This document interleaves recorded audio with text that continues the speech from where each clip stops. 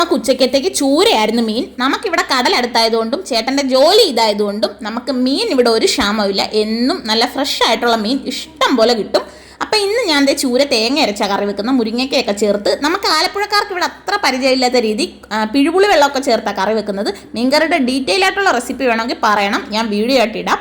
അതിൽ നിന്ന് കുറച്ച് മീൻ കഷ്ണം എടുത്ത് വറക്കാനും വേണ്ടി മാറ്റി വെച്ച്, എന്നിട്ട് ഇത് മീൻകറിക്കകത്തോട്ട് കുറച്ച് കടുകൊക്കെ തളിച്ച് ചേർത്തിട്ടുണ്ട്. അതിൽ കുറച്ച് മുളക് പൊടിയും കൂടെ ചേർത്തിട്ടുണ്ട്. അത് നമ്മുടെ മീൻകറിക്ക് കുറച്ച് കൊഴുപ്പ് കിട്ടാൻ വേണ്ടി സഹായിക്കും. പിന്നെ 3-4 മാങ്ങ കിടപ്പുണ്ടായിരുന്നു. മാമ്പഴ പുളിശ്ശേരി വെക്കാൻ വേണ്ടി ഞാൻ മാങ്ങയുടെ തൊലിയൊക്കെ ഉരിച്ച് കളഞ്ഞ് കൈകൊണ്ട് നന്നായിട്ട് ഞെരടി ഉപ്പും മഞ്ഞപ്പൊടിയും മുളക് പൊടിയൊക്കെ ചേർത്ത് പാകത്തിന് വെള്ളം ഒഴിച്ച് വേകാൻ വേണ്ടി വെച്ച്, വെന്ത് വന്നപ്പോൾ കുറച്ച് ശർക്കരപ്പൊടിയും ചേർത്ത് കൊടുത്ത് ജീരകവും വെളുത്തുള്ളിയും കൂടെ ചേർത്ത് അരപ്പും കൂടെ ചേർത്ത് കൊടുത്ത് അതൊന്ന് ചെറുതായിട്ട് തിളച്ച് വന്നപ്പം പുളി കുറഞ്ഞ തൈര് കുറച്ചധികം ചേർത്ത് കൊടുത്തു. പിന്നെ മീൻകറിക്ക് വേണ്ടി മൂപ്പിച്ചതിനകത്തുനിന്ന് കുറച്ച് ഉള്ളിയൊക്കെ മാറ്റി വെച്ചിട്ടുണ്ടായിരുന്നു. അതും കൂടെ ചേർത്ത് കൊടുത്തപ്പം മാമ്പഴ പുളിശ്ശേരി റെഡി. ലാസ്റ്റ് ആയിട്ട് മീനും കൂടെ വറുത്തെടുത്തപ്പം നമ്മുടെ ഇന്നത്തെ ഉച്ചയൂണ് റെഡി.